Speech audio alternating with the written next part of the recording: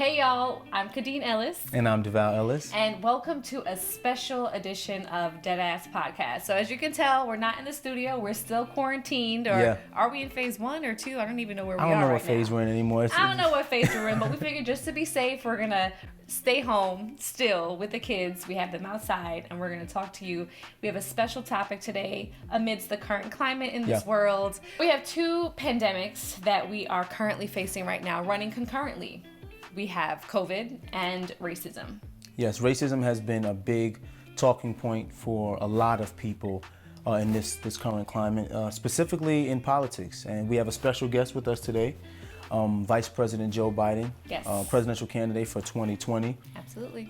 His team requested that we sit down and have a conversation, so we felt the responsibility to bring that conversation to everyone. And since Khadeen and I are both, I would say, novices when it comes to politics, we felt that it would be responsible. I'm totally beginning level.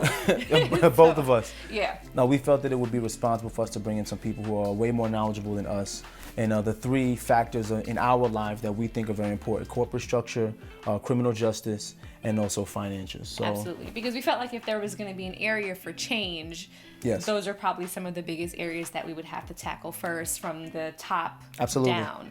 So you guys know us here at Deadass, and we make it a point to try to get you guys as much information as possible, especially information that's going to help bring forth some empowerment in the Black community. That's our community, the community we love so much. So we thought it was important to have this conversation with Vice President Joe Biden and take a look and see what he had to say. You guys, I'm here to learn. I'm here to hear your questions and just have a frank talk. I appreciate you taking the time to chat with us. Welcome to our home first and foremost. I'm Khadeen. Yes, and as you know, I'm Deval. I know you've done your research, so thank you so much for joining us. Exactly. I know we don't have too much of your time, so I'm going to just dive right in. Sure. All right. So we've seen Governors Cuomo and Newsom, for example, be very clear on their stance when it comes to ending the racial divide in this country. Both have publicly agreed and stated that Black Americans are indeed telling the truth about the oppression that exists within all of its institutions. Do you echo their sentiments? And if you're elected as president, will you create and execute an actionable plan for race reconciliation? Absolutely. Look, I not only echo it, that's how I got involved in public life to begin with. You know, way back when Reagan was president, I got in a shouting match with the Secretary of State over apartheid. I was one of the leaders in trying to stop apartheid in Africa. It's not only here, it's all across the world. It's basic human rights. My point is, that's how I got involved in politics that way. I got involved in politics, the civil rights movement. I moved down from an area, Scranton, Pennsylvania, where my dad lost his job. We moved to a little place called Claymont, Delaware, and I didn't know any African American, but I became very deeply involved in the movement because we have the 8th largest Black population in the United States of America, in Delaware. Our city is over 60% African American. That's how I grew up. That's where I come from. That's what I did. And so, you know, one of the things that I've observed from the very beginning is that there is just flat, systemic racism and white supremacy. And what we have to do is, here's the point I want to make to y'all. I've observed. I'm 100 years older than you guys, but here's what I've observed. I thought that you could defeat hate. I thought that when I got elected as a 29-year-old kid running on a platform of civil rights in my state, which was then a very conservative, southern-oriented state. We were a border state. We couldn't make up our mind which side we were going to fight on the Civil War, okay? And I ended up taking over the Judiciary Committee. I got the Voting Rights Act passed, a whole range of stuff done. I thought, God, we're making progress. This is over. We're going to really keep moving. And what I didn't realize is that hate only hides. Hate only hides. There's a constant struggle between the good and the bad in every society, and ours as well. And for every gain we make, you get this enormous pushback. But as Dr. King said, the arc does bend toward justice, but we got to keep pushing it. And so what I think we have to do is, I think we have an opportunity now. And I've spent time with the Floyd family, and I'm going to be seeing them again. And one of the things that I think they believe as well we have an opportunity now because the incredible racism that still exists in the country has been exposed to people who kind of thought it went away. Kind of thought, I'm not a white supremacist. I don't think that. That's not who I am. And all of a sudden, they're seeing in a major American city, a guy having the breath, I can't breathe. I can't breathe. Jesus, God Almighty. I can't breathe. It's a phrase heard around the world this time. Around the world, you have foreign leaders like in Germany saying, what's wrong with America? The brutal killing in Ford reminds us of the urgency of the work we have to do. We have an open wound. This is an open wound, and none of us can turn away. And none of us can be silent. Silence is complicity. And so we have to grapple with it. But that's the good thing that's happened from this, is as the scab, we can't let the scab heal over. The words of a president matter. And this guy continues to foment. Look what he did in Lafayette Park, send the military in. Did you ever think, Paul, that you would see four-star generals, 2 Marine generals come out against the sitting president of the United States of America for the abuse of power? We have a chance.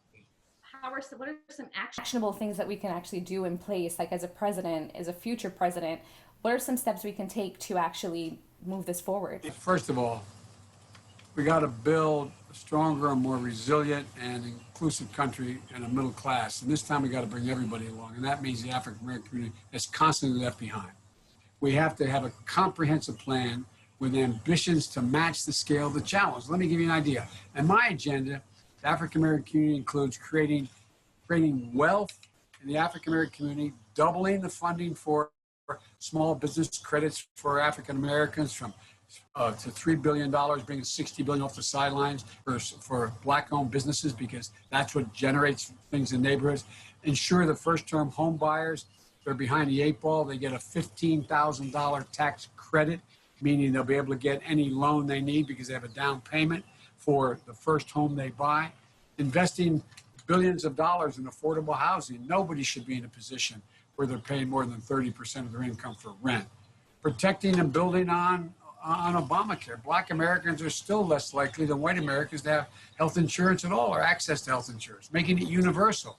From the ACA, 3 million non-elderly Black Americans gained health insurance. And this guy's trying to wipe it out completely. Invest in students and education. Education, supporting education beyond high school, tripling the funding, which I've been pushing for now years, $70 billion for HBCUs, and minority serving organizations, because they don't have these foundations that are available in these large reservoirs of money. Making sure that anybody comes from a family that makes less than 125 grand a year gets 4 years of free state university college, flat out, free. Strengthening the commitment to justice, reforming the criminal justice system by appointing judges to the bench. One of the most things going on now no one's paying attention to. Look why they're calling the senators back into session. Mitch McConnell and company to get more lousy judges on the bench. Get more judges who don't think there are basic human rights that are out there that are available to all people. Establishing a task force on prosecutor discretion. But go back and go through a fine-tooth comb. What charges did you bring against whom? How many of those charges did you bring? Did you bring them against whites as well as blacks? What did you do? There's so many things we can do, and the country's ready to do it. And if I'm able to win an election with a U.S. senators taking over, Democratic senators, this is because the people are with us. The vast majority of people are with us. And we can change things. But guess what? The fight's never over.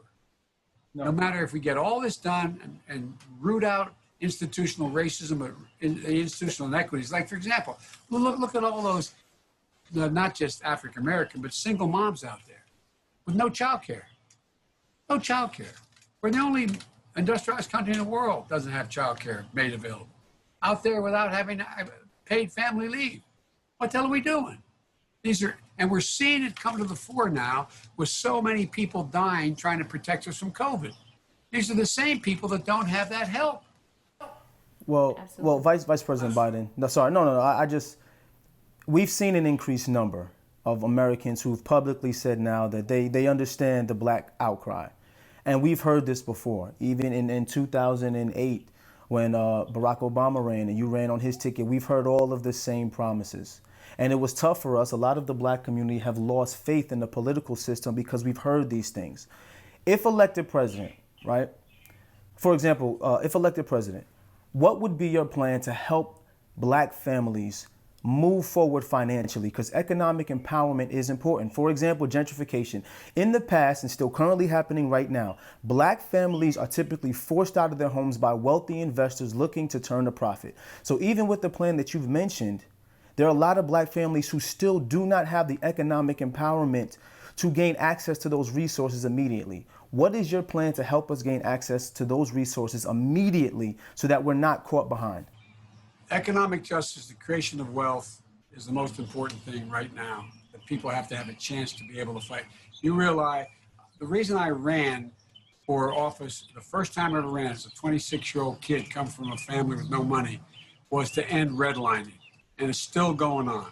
And so two things. One, no city where we're going to change the law that you cannot engage in gentrification in the community unless you get a majority of the people in that community to vote that they are in fact able to do that. Number one. Number two, that we provide for housing funds to build up the housing stock in that community. That's why I call for billions of dollars from HUD to provide for rental housing and direct housing available to be built by people. For too long, we've asked black Americans to bear the brunt of all of this. And here's the deal. It's not just, we're going to change it. You're not going to be able to go in and just wipe out whole communities and gentrify it. Number one. Number two, I call for send billions of dollars in housing funding. We're not funding housing anymore. HUD doesn't do it anymore. We should be in a position to provide housing, single family housing, as well as apartments that are available to be built, and the money made available now to communities that in fact will invest and build those facilities. Now, I've met with a whole bunch of mayors throughout the country. They're ready for it. They understand what's going on. Lastly, you know, if you think about it, I know you guys know this. If a builder comes along and builds me a home, and you the exact same home, and we're divided by a freeway. You're in a black community, I'm in a white community, same exact home. Right. Your home was valued at 24% less than mine before anybody even moves into it. If in fact we took care of that problem, just that one problem, I heard today that in fact you would have somewhere on $120 billion reduction in the gap between whites and blacks in terms of being able to accumulate wealth. How do most people accumulate wealth? In their homes. Yeah, the vast majority. In their homes. Yes. That's how they build equity. That's how they send their kids to school. That's how they send them off to college. So we got to fundamentally change, right? For example, if you live in a black neighborhood as successful as both of you are, and you have an automobile and I got the same one, I live in a white neighborhood, you're going to charge more for your insurance than I get charged with no basis for it. Yes. None. Zero. Yes. None. So the things that I want to make sure is that the undervalued homes, school underfunded, justice denied, the poverty rates are twice that where they are of white Americans. Black workers disproportionately hold low-wage jobs without benefits, and we're seeing the worst of layoffs today. Experts predicted that a disproportionate number of minority-owned businesses won't get any of the stimulus money that the Congress explicitly voted to go to them. And automation is going to displace African Americans, Latino workers at a higher rate than there are whites. Anyway, we got to begin to train people, educate them for the new jobs. And we're not doing it, but I will. Yes. We understand how politics works and, you know, talking points with politics. In closing, I just wanted to ask, as a mom, because I normally go with my gut, why should we trust you in office? Because I know what pain is like. I know what loss is like. No one's ever said I've said anything that I don't mean. I understand what an awful lot of those people are losing someone in COVID. I got a phone call. I got elected to the United States Senate. I was 29 years old, top of the world. no money, no background, but I was on top of the world. While I was down in Washington, before I got sworn in, I got a phone call. First responder. I'm sorry to tell you, Mr. Biden, your wife's dead, your daughter's dead, and your 2 sons are not likely to live. Tractor trailer broadsided, killed them. My son, Beau Biden, great guy, war hero, attorney general, came home from the war. Bronze Star, Conspicuous Service Medal. Stage 4 glioblastoma, cancer of the brain. Given just not what he's going to live, just how many months he's going to live. Watched him sit there and die, and I thought to myself, what in God's name would I do if an insurance company is able to come in and say, I'm sorry, you've outrun your coverage, and die in peace? What would I do? What would I do if I didn't have the ability to see to it he got good care? You know? So I promise you, the reason I ran in the first place is because we got to rebuild the backbone of this country, and this time bring everybody along, everybody. And I promise you, I'm going to treat all those folks, black, white, Latino, as if they're my own family. And I've never acted any other way. I may not be the most brilliant, the most wonderful, the nicest, but I tell you what, no one's ever said I don't do what I say. But people are hurting. They're hurting so badly now.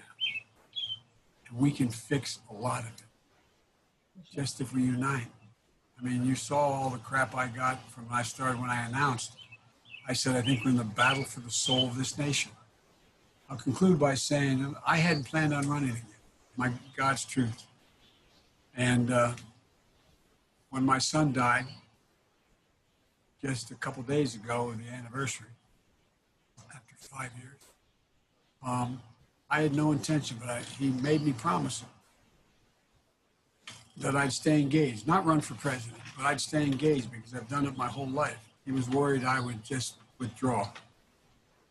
And the only way that I found how you can deal with real pain is with purpose. We have a purpose. And one of the things that I'm committed to do, when I saw those folks walking out of the fields, I said, God, truth, my word is abiding, in Charlottesville, carrying those torches, chanting that anti-Semitic bile, accompanied by the Ku Klux Klan, the leader of the Klan saying, this is the reason why we voted for him, meaning Trump. Young woman got killed protesting those folks. The president was asked, what do you think, Mr. President? You know what he said? He said there are very fine people on both sides. No president in American history has ever said anything that vile. Not one. Not one. It's got to change. The words of a president matter. Yes. Absolutely. Yes, Absolutely. Vice President Biden, first and foremost, thank you so much for your time. We appreciate you. We do. We will be watching. Our children will be watching.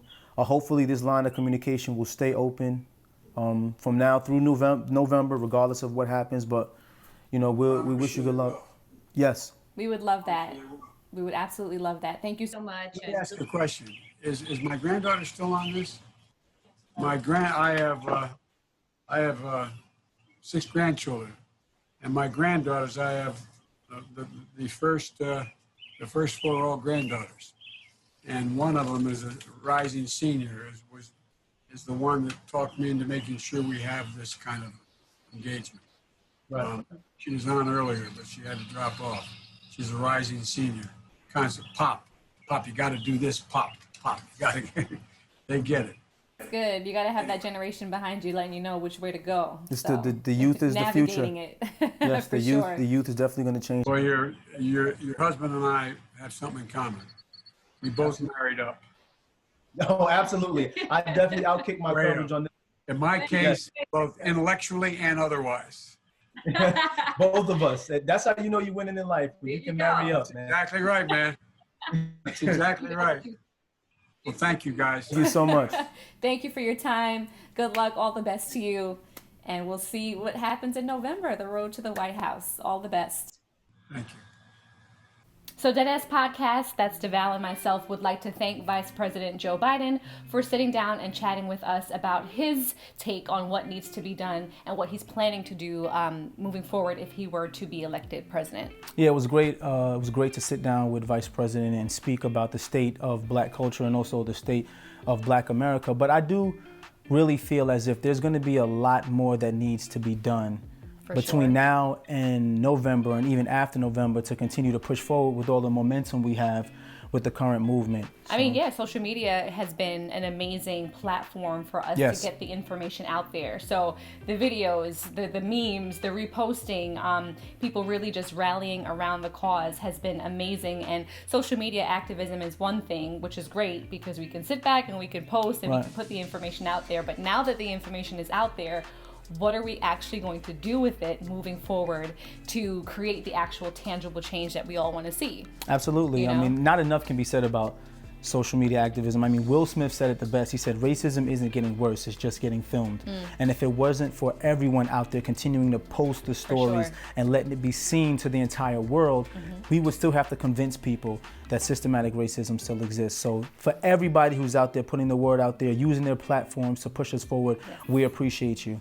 But as far as moving forward, we talked about different types of activism, and Khadeen and I have sat down and discussed 3 ways that we feel as a Black community we need to kind of educate ourselves on and kind of push the envelope. No, it's true. I mean, we thought of 3 ways, but there are, of course, several different ways that we can do it. But we felt it necessary to kind of reach out to experts in the respective fields, since we are not experts at all. And one thing we know is what we don't know. So rather than try to sit up here and make it seem as if we are experts, we reached out to 3 experts in the fields, understanding corporate culture, criminal justice reform, and economic empowerment. Absolutely. I believe, and Khadeen believes, that if we can push forward on these 3 fields, particularly over the summer, heading into November, we can use this momentum to push forward as a community. No, for sure. So that encompasses so many different things, like controlling where our dollar goes, for Absolutely. example. That's going to be discussed here for future in this episode here. So, I mean, I think we should dive right into it. I can't wait for you guys to meet our panelists. We're excited about them. So take a look at what we went through. So joining us now, we have Mr. Louis Carr, president of Media Sales, generating over $8 billion in revenue over 31 years at BET, also a philanthropist and author. Thank you for thank you for being with us today, Mr. Carr. Thank you. All right. We also have Kenneth Montgomery, former New York prosecutor turned criminal defense and civil rights attorney. Hey, Kenny. Hey, nice to see you guys.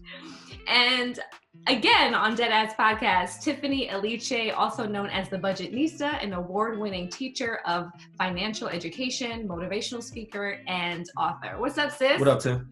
Hey, how y'all doing? We're doing all right. So, look, we're going to jump right in because Mr. Carr has a hard out. But realistically, it's been a lot for the Black community over the last 10 days, especially. But you can say 4 centuries. 4 centuries. Yeah. But I think it's time for us to kind of take this momentum and move forward. So, Mr. Carr, my question to you is, you've been responsible for pulling in major capital for a huge business. What are some of the action items we as a community can begin to do to build a strong financial infrastructure for our community? Well, I think, Deval, number 1 is to understand the value, the power, and the influence that they have. We know that the Black consumer market is worth about $1.4 trillion on an annual basis and spent across multiple categories, everything from groceries to automobiles to soft goods. But that's one portion of it, the overall value. But their influence also, as we say at BET, what Black people do today, the world does tomorrow. And I think this is a classic example if you're seeing their influence on the front lines of this other pandemic called racism. This is one of the first times probably since the civil rights era that you've seen Black, white, brown, yellow people marching together. Right. And I think it started months ago when those who were in the culture said, you can't love my culture and hate my people. Right. So I think understanding their value, understanding and making demands on where they spend their money, whether it's brands or whether it's just individual categories. I think we really need to really focus that we have power. We are not really backing up on our heels. We're not this beaten and downtrodden sort of consumer market. We have real power and influence, and it's just how we use it and execute it in the marketplace. And Kenny, I just want to ask you quickly, just to piggyback off of that. You know, you deal a lot with criminal defense and also civil rights. How can we utilize that power to build some political capital? A lot of people ask me all the time, like, how can we use the money we have to get behind the right politicians? And I really don't have an actionable item for them. You know, how can we see it done in our I think that requires, unfortunately, we've been in the last 20 to 30 years, we've been in this sort of hazy position where we're, as Mr. Carr just stated, we have been able to make money. I think Black people have made money from the time we got off the ships here. That's never been the issue.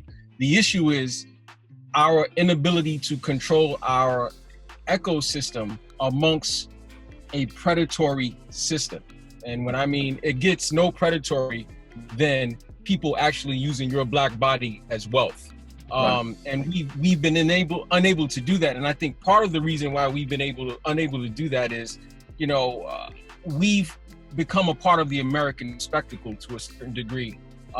Though those leaders, many who we know, many who we don't, who've died, who sacrificed in the 60s and the 70s and before, they understood organization. They understood grassroots organization. There's a difference between grassroots organization and CNN showing the protesters all across the country, because the grassroots organization you don't see.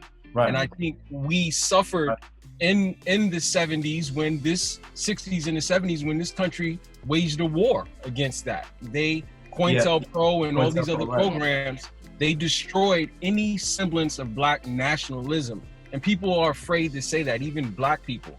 And I think we have to begin to get back to grassroots organization through supplemental education.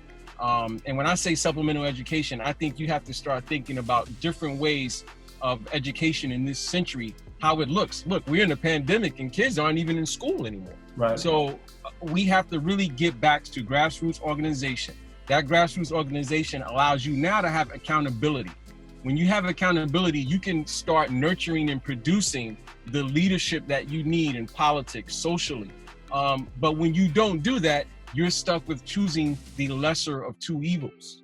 And I think we can do it, but I think it's going to take a pivot, a really hard pivot, and a really maybe uncomfortable for most of us reflection process about what's good for us and what's not good for us. Well, and where's that commonality? It's funny you say that, because, and Tiffany, I want you to chime in here, right? When you're speaking about creating budgets and creating a plan for yourself financially, right? Where does Black nationalism fall in that plan for Black families? Because so many people ask me, hey, Deval, we're in a pandemic and I'm thinking about trying to invest, but how do I make sure I invest in my people and myself, not just investing, quote unquote, because they're kind of lost? So one of the things I teach the folks that follow me is that you vote with your dollar. I can remember being really young and going to like this corner store that we all used to go to, and I noticed they only followed the Black kids, even though we went there all the time. And I went home and I complained to my mom, like, well, every time I go in there, they follow me, but they don't follow my friend Susie. And she said, then why do you continue to go there? That your dollar is a vote. You're allowing them to say that we get to treat you this way and you continue to come here. So I was like, you know what? She's right. So I stopped going, and I told a friend of mine, we should stop going. And before I know it, we all stopped going, and that store started to close because they could no longer, it was mostly us that was going there, and they couldn't sustain. It was like one of these little corner stores. They couldn't sustain without our dollar. So imagine if we were more intentional with that. And so even just on some of the smaller levels, so I'm a Black run business. I hire largely Black women, and we serve Black women. And I'm really intentional with not just the women that we serve, teaching them financial education, but internally as well, right? So the women who work for me, not only do I pay them well, I also have financial educators come in, folks to teach them how to invest, folks to teach them what it looks like to set aside for retirement, folks to teach them, we just had a class the other day to teach them how do you set up your LLC? How can you properly become an independent contractor if that's what you desire? How do you get the PPP loan? We had that kind of internal training. And I think it comes down to, it's almost like we have to have more home training when it comes to financial education. See, that's great. And I know, Mr. Carr, you got to run, so I want to let you close out on this topic before you bounce. But building an infrastructure, I know you've worked in the corporate space for so many years, but it's been hard for Black people to penetrate corporate culture because there's not many of us there.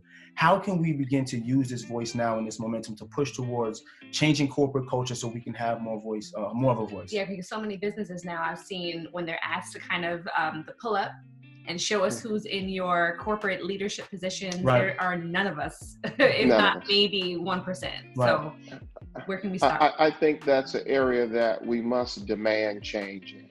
We must demand it at the board seat level, that they have to make that board more diverse.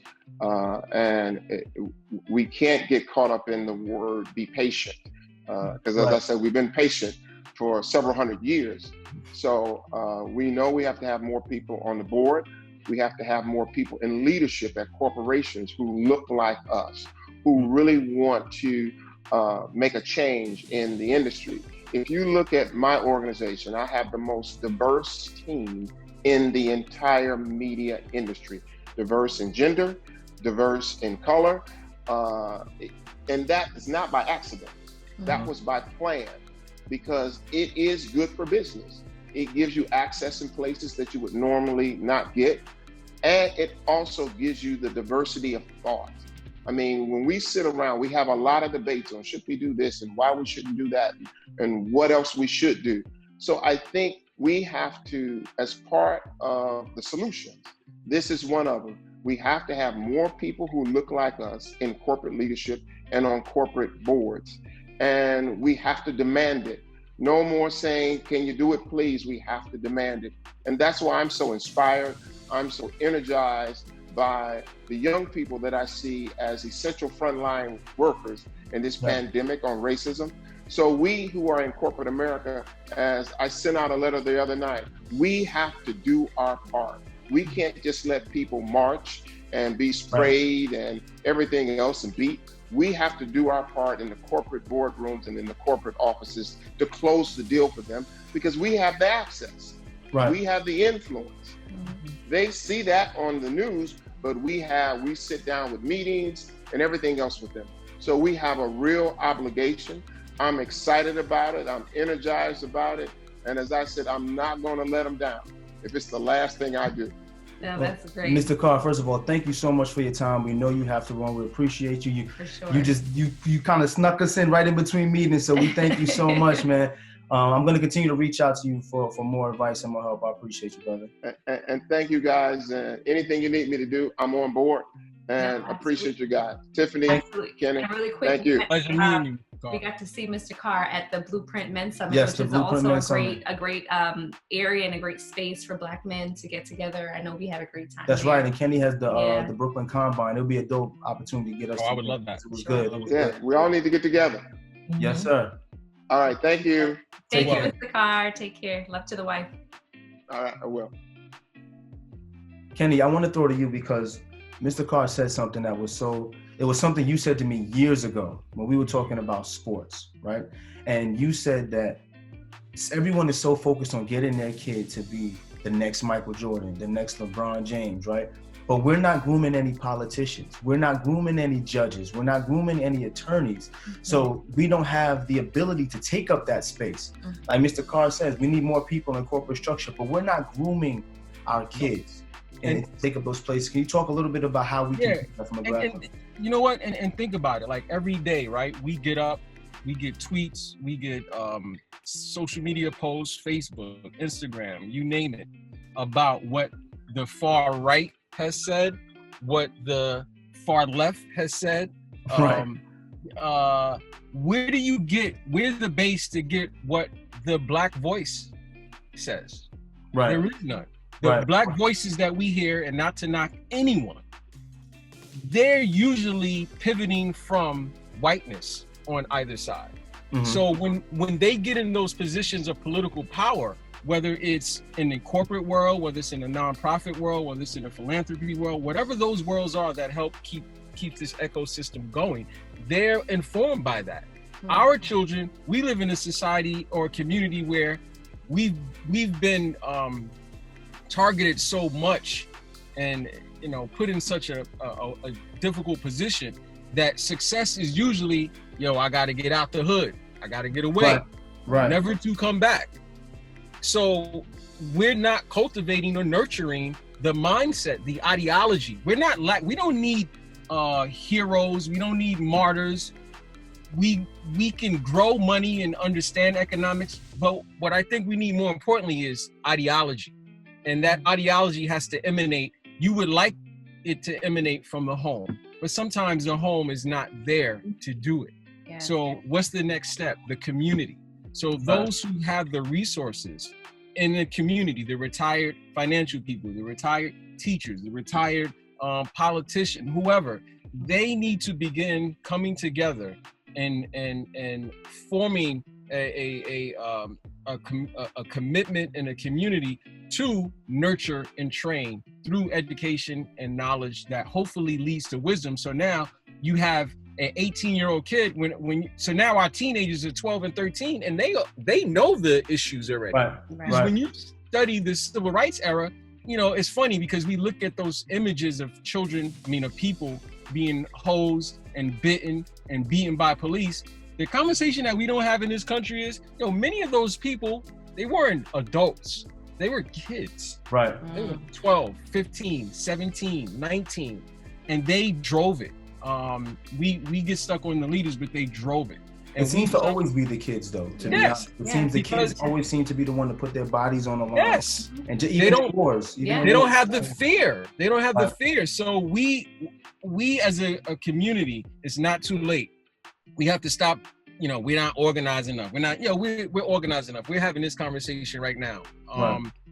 Those who are in that position need to create a hub and share information, have accountability. Because one thing, and I think, Mr. Carr and you guys may be able to spread this a little bit more than me. Capitalism is at its advanced stage in America. It's not as sexy in America as it used to be. It's a little bit more sexy in China and other places of the world right now. If we are suffering because of institutional and systemic racism, not just socially, politically, and economically, we're also suffering health. That this pandemic has shown that. Right. As advanced and the economic fallout of this, we haven't seen yet.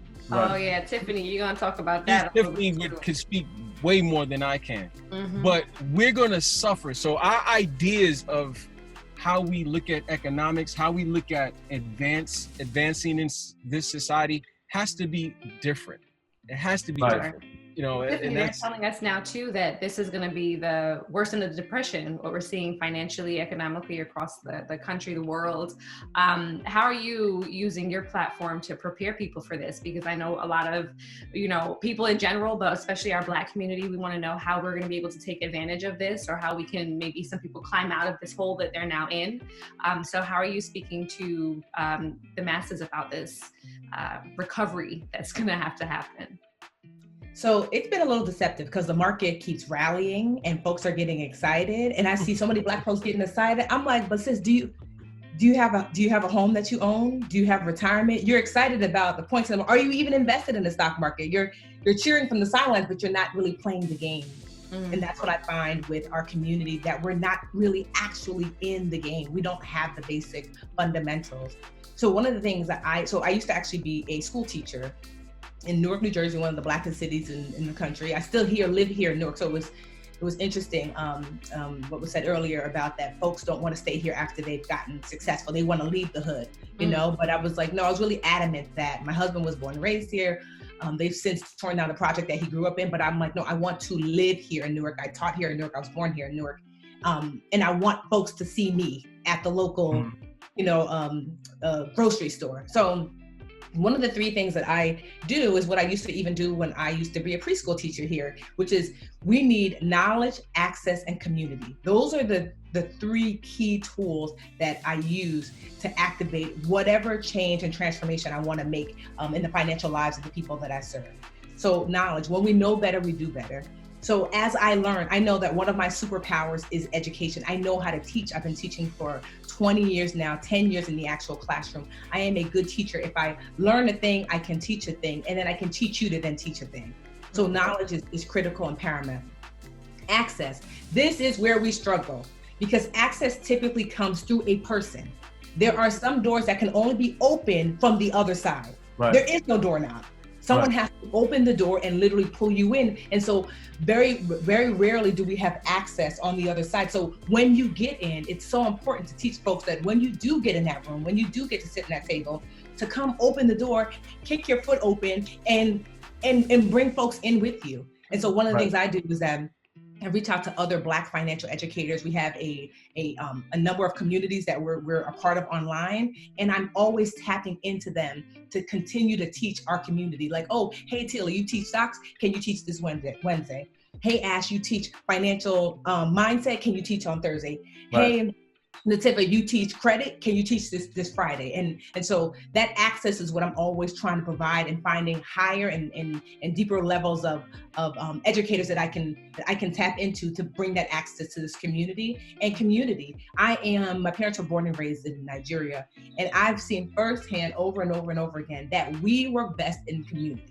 We, as in, folks of African descent. This is from where we've come. I remember the first time I went to Nigeria and I met someone in the village, and they were like, they told me their name, and their last name was Aliche. I was like, oh snap, my last name's Aliche. And the second person, I'm Chike Aliche. Oh, my last name's Aliche. My dad's like, Tiffany, everyone's last name's Aliche. And I'm like, how is that? He was like, that's how a village is set up. Right. That this is your family's family. And I thought, wow. And so they collectively come together to live together, to work together, to rise up together. And we've come from that tradition that we work best in community. So what I do here is I've created a community. It's about, we're almost 1 million strong, and we work collectively on our finances together. Because you might be a single mom. I'm not a single mom, so I might not get it, but someone in that group is, and she can walk you through.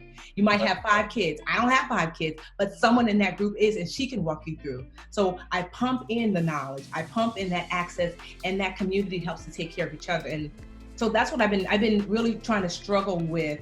What do I do? So when things like this happen, I feel like you're supposed to lean into your gifts and talents. And I know that mine is really making connections and teaching. So I'm even now just working on a 10-step financial foundational plan that we can all follow, like starting with budget, ending with estate planning, and not making it complicated, not making it so overwhelming, because we lack that foundation. I think it was like a Forbes article that said the African American community in the United States by 2050 will be bankrupt. That's like crazy and disheartening. So how do you prevent that? There's some things, because of systemic racism that are not quite in our control. Like, I just got my house appraised, and it was appraised $20,000 lower than I know it should have been. I turned around all the Black pictures in the house. I knew already, because I know that's just how it goes. And it was quarantine, because honestly, I had in my mind, I'm going to ask my white friend Catherine to come and be me while I'm not here.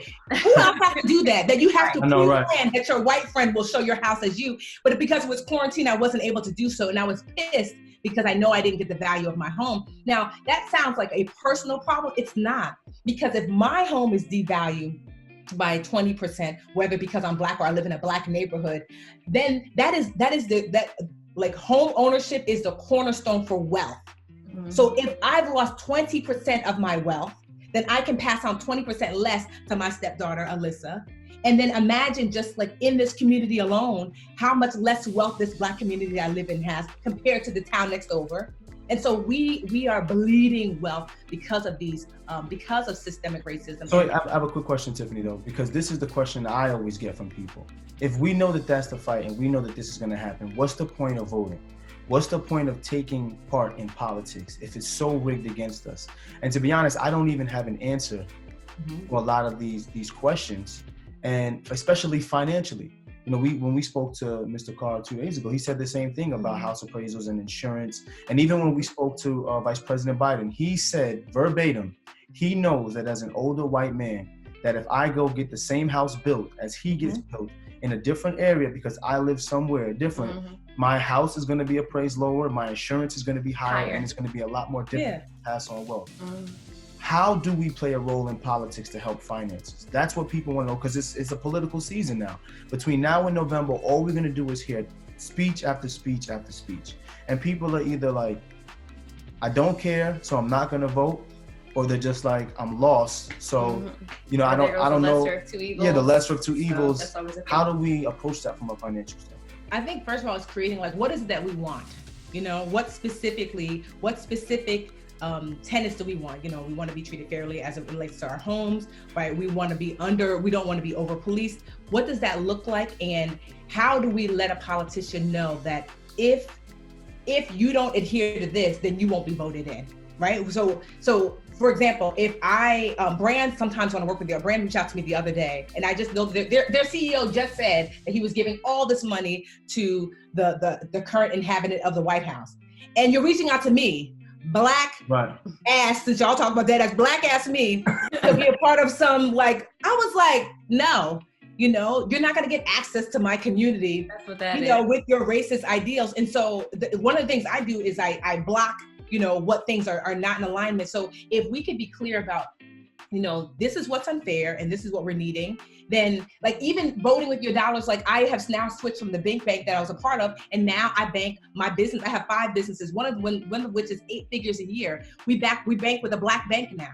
So it's shifting your funds like that, you know what I mean? Because you could talk about it, but we gotta be about it. Like, okay, I'm banking with this black business. Okay, you know what? I'm actually gonna go to the black cleaners down the street. Okay, you know what? I'm actually going to work with, like I look at my team, I'm always asking myself, are we black enough? Right? And so it's like 95% black women, and I'm just like, okay, they know already when I'm looking for someone, because most of the women on my team are corporate refugees. They have been mistreated by corporate America and they fled. And so now they work here. So I'm always looking for ways, even the smallest and the biggest ways, of where I can put my money where my black ass mouth is. So that's what we need to do. So it's like, you say a thing, but is your money in alignment with that? Are you using it to vote for the person that is telling you this is what they're going to do? And if they don't, are you voting them out when they're not? So Kenny, it makes perfect sense. If we put our money where our mouth is, we can gain political capital, right? But then when it comes to asking, like Tiffany said, you have to ask for what you want. And everyone says this buzzword, criminal justice reform. But no one has yet to explain exactly what criminal justice reform looks like. And can a president change criminal justice reform on his own? Because I'm not gonna lie, I've been guilty myself of saying we had 8 years of a black president and the criminal justice system doesn't look any better. No. And I know a part of it has to do with the fact that black people put their hands up and said, we got a black president. We didn't go out and vote. We didn't go out and vote for local judges. We didn't vote for Congress. Yeah. What can we do to help people better understand the criminal justice system and how we can change it? The criminal justice system is one of the stalwarts to make sure racism persists. The financial system is one of the vanguards to make sure racism exists.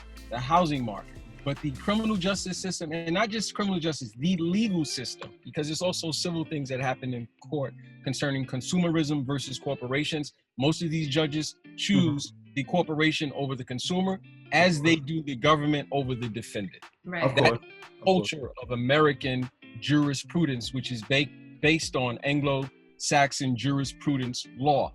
And for people, if you want to have a really strong, no chaser understanding of American society as it comes to criminal justice and the rights of Black people, there's no better decision for anyone to have their children read at the earliest possible age where they can comprehend is Dred v. Scott, where the Dred v. Scott decision, the Dred Scott decision, the Taney's decision said that a Black person has no rights that a white man has to respect for the most part. And that is one of the most important decisions. So criminal justice in the age, this digital age that we live in, where everything is digitized, the racism is digitized, the misogyny is digitized, you name it is digitized. And we have brands and this marketing. We forget America is historically violent, but it's also historically masterful at propaganda. Yes. Program. criminal justice reform is a cliche. It means absolutely nothing. Because you had, as you just mentioned, you had Obama come into the White House and people took their thinking caps off, threw the shit out the window because they thought that his blackness transcended the position that he was in, which was he was the now head of the American empire. Right. And they stopped thinking. He put, and I've been in front of several of these federal judges, he put a bunch of judges on that bench, and they're no different than the judges that Bush put on that bench. Criminal justice reform is a cliche that, in my opinion, whiteness figured out, wow, this criminal justice thing is a problem. We are only 5% of the world's population, but we incarcerate 25% of the world's prison population. And the majority of that 25% are black and brown people. We're constantly removing black men from their community, marginalizing them, education system, all the underlying risk factors that would create the pathway to prison, we've done nothing about except worsen them. Really, I live in New York. New York is still one of the most segregated school education systems in the country. This is after Brown. We absolutely know that. You know what I just finished watching, Kenny? I just finished watching Khalif Brower's documentary. I had never seen it before, and I didn't even know you were on it. So I was like, I saw Kenny on it. And the way I sobbed for that young man. And you know what's messed up, Khadeen? That is one of a million or 8 million stories. I was just about to say, how many kids do you and I know? 8 million. How do you, and you and I know in Brooklyn that's going through that. God. So the criminal, and remember what America has done. It's commodified black dysfunction and pain through entertainment and music. So we have that element with criminal justice.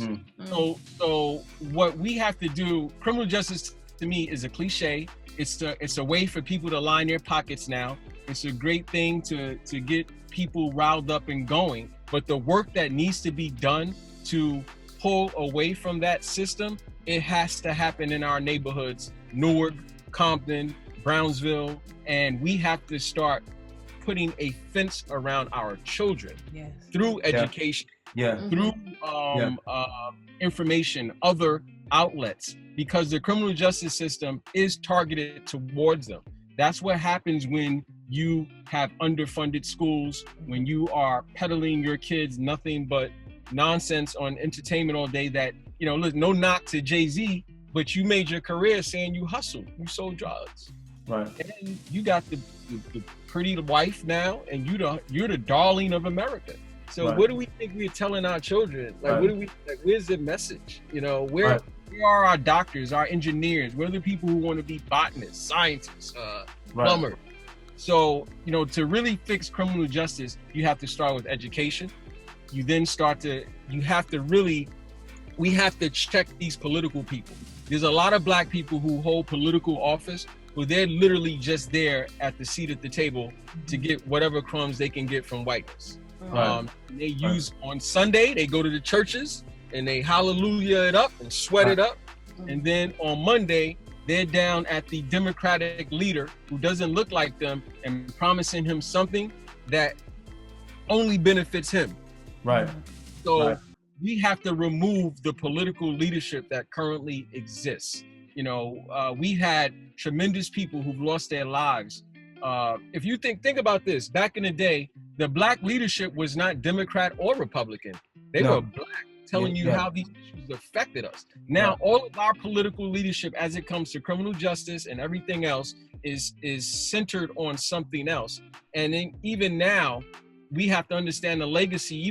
Look what Biden said. Everybody now, I'm not into this whole spectacle of blackness right now, getting on your knees with kente cloth, looking like you about to get up and stuff. bro, I think that's a collective. We're all in agreement. You know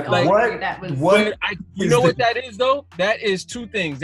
America is masterful at usurping narratives, particularly narratives of people who they've marginalized, and that's also the lack of leadership and genuineness in our own community. Because if you had any black political leaders, or white for that matter, they would say, yo, cut this shit out. We're not doing it. We're not doing it. It's a bad look. It was a horrible look. But you see what Biden said, oh, I'm not with defunding the police.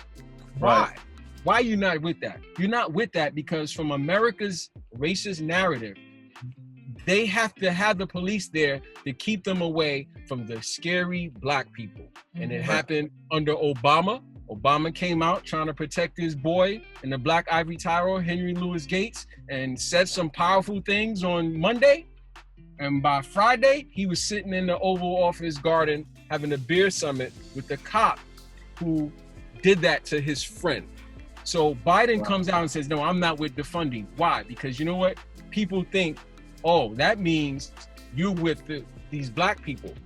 That's what that's about. And in the criminal justice, politically, it's always been used as a fearmonger for white Americans and middle-class black people that the way to help the black community is to police them. So we need to militarize the police. We need to fund them. And that's what that's about. And so that's Biden. That's the guy who supposedly is double-digit wins right now. Who's supposed to be the answer to the other racist guy.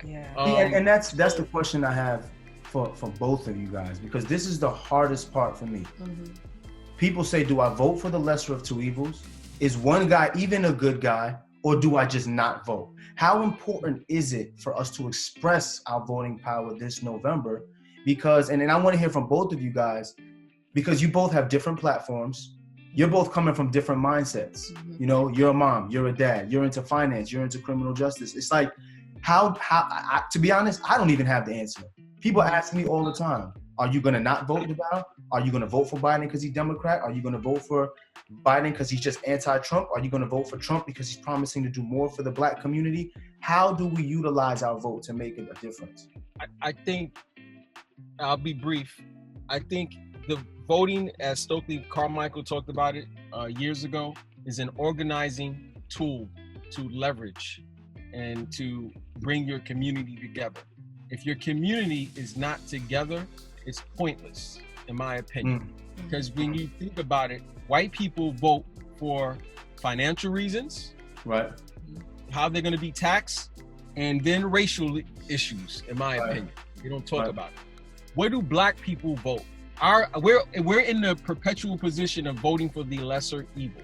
So unless we start nurturing our own local political leadership and then nationally, we have to create apparatuses where people in Indiana, Gary, Indiana, know what the issues are in Newark and vice versa, and then sharing that information and then exhibiting it at the polls, doing what Tiffany said, maybe boycotting, maybe just, you know what, I don't shop at those stores. Once they see that you just don't stop at voting, because vote, you can do several things. I know some brilliant people who don't vote, but they teach kids, they are out here putting in work. The community part. Yeah, so it's a personal thing, but in a perfect world, we need to organize. And right now, we're on the world stage trying to get our house together. That's a very dangerous position to be, and we got to get out of that space before we can even begin to change the political landscape. Right, nice. Tiffany? I believe more, even almost more importantly than voting for president, is voting locally. Like our mayor here in Newark, Ras Baraka, his father is the late Amiri Baraka, and even before all this, Ras, I mean, if anybody knows Ras, he's been an organizer. He's been, you know, I mean, people have a lot to say about Ras, but one thing you can't say is that he's not for his people. And it was, you know, it was so eloquently displayed when we had our protests. He led the protests. He's been leading, before he was mayor, he was a principal at one of our high schools, public high schools. Before he was that, he was a teacher at one of our high schools. So the community wasn't like, oh, here you go. You just came out. It was like, oh, there goes Ras. We've been new, you know? But putting him, you know, in that position, you know, in this black city is critically important. So really voting locally. I was talking to my husband about it. I was like, yo, bro, we need to make sure, like, you need to holler at all your boys from back in the day till now that are they registered to vote for these local elections to ensure that that, as Kenny said, that what's happening is in alignment with what our personal agendas are. I think that especially nothing moves America like violence and money. Okay? Yes. So, you know, when people are like, oh my God, people know, they know my brand, it's pretty happy-go-lucky. And so, you know, the good white folks sometimes that follow me like, you're not mad at the riots? I said, you're not mad at a man being murdered on social media? That was my big thing. I had to just you worried about Target? Yo, somebody died. Get out of my inbox with that. I'm not worried about the violence. I am worried about the violence. Racism is violent. Yes. It's the first global, it's the longest lasting global pandemic in world history. Exactly. Absolutely. So imagine if, like, because one of the things I'm thinking about, it was like, even if it was just something as simple as like collectively telling, because my audience is, like I said, about 1 million deep. Imagine if I was like, yo, we are going to do a save $100 challenge, and I want you to save that $100 and put it in a black bank. That's $100 million, you know, on a day that we could do. Just imagine how powerful that can be. And I think that's when people wake up. When money starts shifting hands, when money starts going from one place to another, like, people don't care about this Russell stuff, but they listen to violence and they listen to money. That's and deep. So, that's deep. So that's really what I'm trying to lean into. Because I feel like you're supposed to ripple where you are, right? I can't do all the things. All I can do is like, or all I really should do is lean into what my strengths are, what I'm capable of doing, and rippling out that way. And if someone else, it's like watching a movie. You ever watch these what was it? What is that Hobbit movie? But you ever watch these movies? Lord of the Rings. Right, Lord of the Rings, right? So you see like the hobbits are doing this, the tree folk are doing this, that everybody is collectively doing what they're doing in their neighborhood. And then by the end, it comes together for a greater movement. I think that's what we really have to lean into. Everyone doesn't have to be on the front lines. Everyone doesn't. There are some people who have money, so they should lean into that. There's some people who have connections, lean into that. There's some people who have knowledge, lean into that. There's some people who are going to be on the front lines. I think critically now, that we should be leaning into our individual gifts and talents and amplifying that even more so. So that's what I'm working on doing. I'm like, okay, I know my audience listens. If we can shift 100 million, 200 million, $500 million in wealth we're taking it from here to here, how powerful can that be? Because banks have come to me and I've told them to kick rocks. I don't partner with big banks. I remember I told one bank in particular, they wanted to meet with me so bad. I was like, I'm not interested. They probably put a sister on the phone. Because that's what they do. Yes, right. And yes, and I told her, for you, sis, I'm gonna come in, but I'm coming in as myself. And she was like, okay, that's fine. And I came in and I said, I just posted your bank in my Facebook group and asked these sisters in this group how they felt about your bank. Would you like me to read those replies? They said no. I said, that's the problem. You want me to cape for you, I refuse. And also too, I think, because I was in my stepdaughter, my bonus daughter, her room the other day. She has on her wall her vision board, and in it, you see she's mapping out how to start a business. And I was like, kids, you think kids don't listen? She is listening. And so I think that we need so many more Black entrepreneurs that can create safe spaces for Black people to be hired and to be looked after, that can create wealth. Because when you're an entrepreneur, wealth, like, the sky's the limit. Of what this company rewards entrepreneurs and punishes folks that work regular 9-to-5s. You pay taxes before you get even your money if you have a 9-to-5, and if you're an entrepreneur, you dictate what your taxes are. It enables me it's enabled me to grow wealth. It's enabled me to pour right back into the community where I live. It's enabled me to make certain decisions. So I think that's another way that we can, because I'm starting to mentor other Black women entrepreneurs, so that way they can hire other Black folks to work at their company. Because I'm like, well, what else can I do to help expand this? Because I'm tired of looking outside of us for the solution. We don't need to. The solution is here. I want to say, I think that's a very important part. We have to stop emulating whiteness, and we have to be comfortable innovating who we are. And I think that's what we're lacking, even in the political process. We're lacking the innovation to impact a very young political system. People like to think the American political system is old. It's very young. You could go back generations. 65 years ago is not a long time. 50 years is not a long time. I would love to see in the next coming years, or this moment in time, really inspire the young generation to start forming their own political parties. Yes. I think that's very important. And back to the criminal justice thing, there is no criminal justice. Criminal justice reform is not giving money to any of these entertainment companies for social justice reform or talking head, Van Jones, this guy. That's all game. because ultimately, if you want to change this criminal justice system, you have to get rid of these people. You have to get rid of certain laws. You have to do that. And if you're not doing that, you're literally moving furniture around. And in the voting process, if we're not using information and data to make wise choices with knowledge and wisdom, we're simply moving furniture around in that sector. And we can't afford to just move things around. It's very critical for Black people in this country, as it always is. That was like I have an interview with Essence, so I gotta jump off. I don't want to be Black. Yeah, my wife. You know my wife. My wife told me. I told her I was coming on this show. Oh, really? Is she look at that. Look at that. Where's Candace? I love Candace. Well, both y'all give her, tell her I say hi. Yes, thank you so much for having me on. It was nice meeting you. It's always a pleasure, Tiffany. We love you. Thank you so much. You're welcome. Thank you. Alrighty. Yo, peace, guys. Yo, Thank peace, you, Kenny, Kenny. man. I appreciate you, bro. Yo, Love you, man. There's some boys, man. Do something Brooklyn today. We had course. one sneaking in One here. sneaking in. You know, he Tell still him to roll his sleeve, roll his pants leg up or something. This is our next. Oh no, him? Oh, He's always listening. He's always creeping in. And he watching. Yes. He sat here quiet. I He can sat see here it. quiet for 20 minutes, bro. Yo, listen, love you guys. Love And you one too. thing I want to say, and it's really important to me. I don't F with these entertainers. I think these entertainers their agenda ain't right. The fact that you guys, from the inception, have been using your platform and your voice to educate and inform and listen is powerful. And I notice it, and it means a lot to me. Thanks, man. No doubt. Thanks so much, bro. Whatever you guys need, I'm here. I No, we love appreciate that. it, man. Thank you for always letting us lean on you. Yes, sir. Yes. I like Like it. Deval always says, we know what we don't know. So if we have to call in the reinforcements, Yo, look, we in the foxhole together, and the replacement is in between y'all. Those are the only replacements we got. Yes, sir. So, there you go. y'all enjoy your day, yo. No doubt. right, Kenny. You too.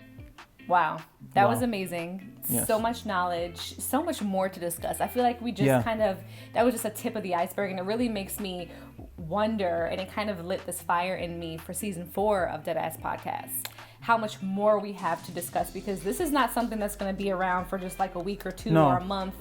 This is going to be a movement for several months and years to come, I think. And I have to say this, when we first started doing Deadass Podcast, for us, it was to talk about millennial Black love and millennial Black family. And it is, but we realize now more than ever that speaking about millennial Black love and family is talking about trying to get rid of systematic oppression, trying to talk about social injustice, trying to push forward economic empowerment to all of our people so that we as a community can continue to grow. Absolutely. I mean, I think that we have so much more to talk about going into season 4 and just so much so many more people to bring on to share with you guys, because like I said, we know what we don't know, but we know people who do know. Exactly. So And you figure Black love, Black family, we cannot continue to exist and to thrive in an environment like this. And we've had 400 plus years before us, and we still have a long march ahead of us. So we want to send a special thank you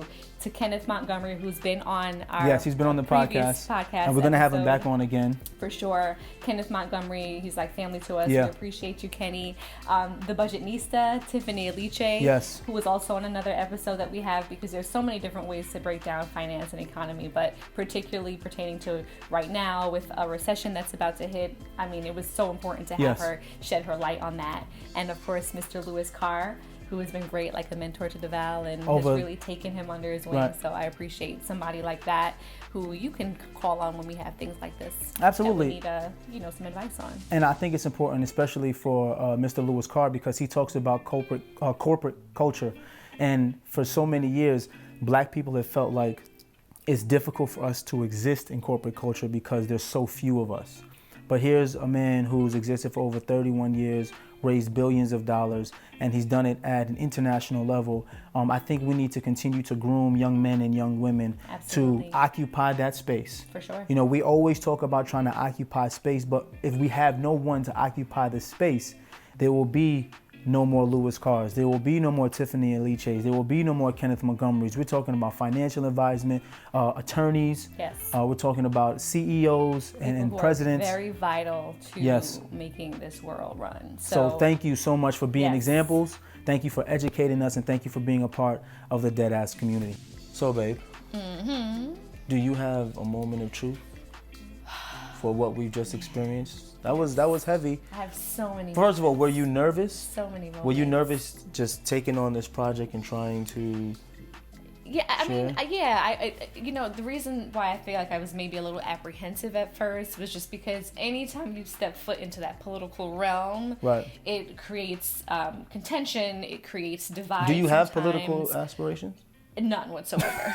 And I hope you don't either. No, That's I something don't. you should probably discuss with the prospective spouse. No, I have no political aspirations. Thank you. I'm glad that we know that now.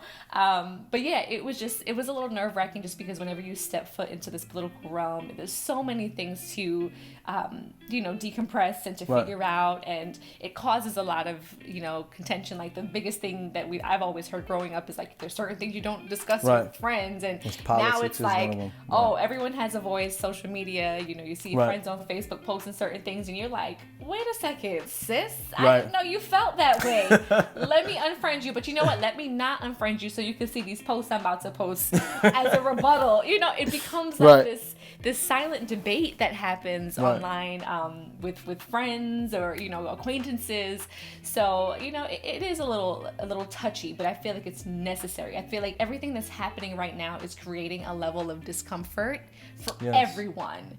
And that's important for change. Of course. You have to be uncomfortable. Like I saw a change. meme recently that said something about like it took for sports to stop, entertainment to stop, pretty much everything that would have been a distraction stopped, and this for people to realize that there was a problem. There That's was so a true. problem. Everything had to, everyone had to disconnect to realize, oh my goodness, and it's funny because you can even feel the tension sometimes just leaving like your front door, like having white neighbors that are just like, hey, you're not sure if they're comfortable.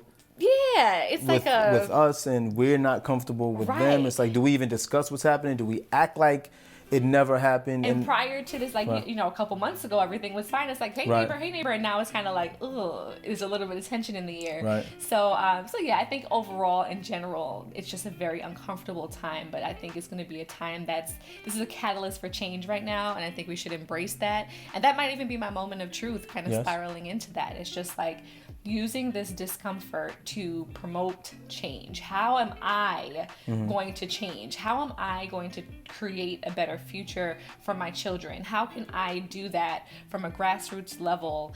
What role can I take in my community? There's so many things to reflect on and now to strategize to see how I can be the actual change that I want to see.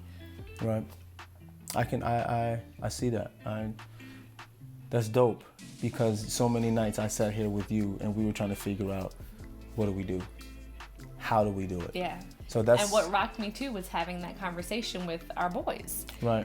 Jackson particularly, because he's older, he can kind of grasp a the little bit more. He what's took it a going lot on, harder. and that was the most heartbreaking conversation to have. I felt like I stripped a piece of his innocence away because for him to feel like, wow, there's people out there that just won't see me as Jackson, my sweet, empath of a child. Right. It just, oh my goodness, it was a lot to deal with. Well, my moment of truth is this. I realized something throughout this whole process. We're constantly talking about occupying space as a community. But then I realized that we are not doing a good enough job of grooming the next generation to occupy that space. And I'm guilty of it too. I've never mentioned to my kids about being a politician, about being a judge, about being a lawmaker. And I'm saying to myself, after listening to Kenny, how do we create the change without actual policy? Because the people can change, but if the policy is still in place, systemically nothing will change. So we have to do a better job as a community of grooming the next generation of leaders in the corporate space, in the political space, so we can get the change that we really want. That's dope. That's my moment of truth. I love that. Now I need to find some resources. Anybody got any resources for the kids? You know, a lot Yeah. of people sharing some resources on things that we can reach to the kids and things for them to see and websites. So I Right. think that would be great to have as well. So they can see that there's power in being a judge and there's power in being an attorney and being able to have people who look like us in Yes. those positions looking out for the greater good, you know? Absolutely. Well, listen, we appreciate you joining us. We thank you so much. We love you guys as always. Make sure, no matter what you do, you go out and you vote. Make sure you go out there and let people know that you matter, and make sure that your voice is heard. Absolutely. And continue to watch us, subscribe to Deadass Podcast. Season 4 will be coming up at some point. We're not really Yes. sure when. We'll figure it out. We'll figure it out for you guys. Yes. You know, 2020 is still kind of touch and go at this point. But please continue to subscribe and listen. Tell a friend anywhere you get your podcasts. That's right. I'm DeVal Ellis, And I'm Khadeen Ellis. and this is Deadass Podcast. Peace. Yo, shut up, DeVal. I ain't signed up for all of this, Josh.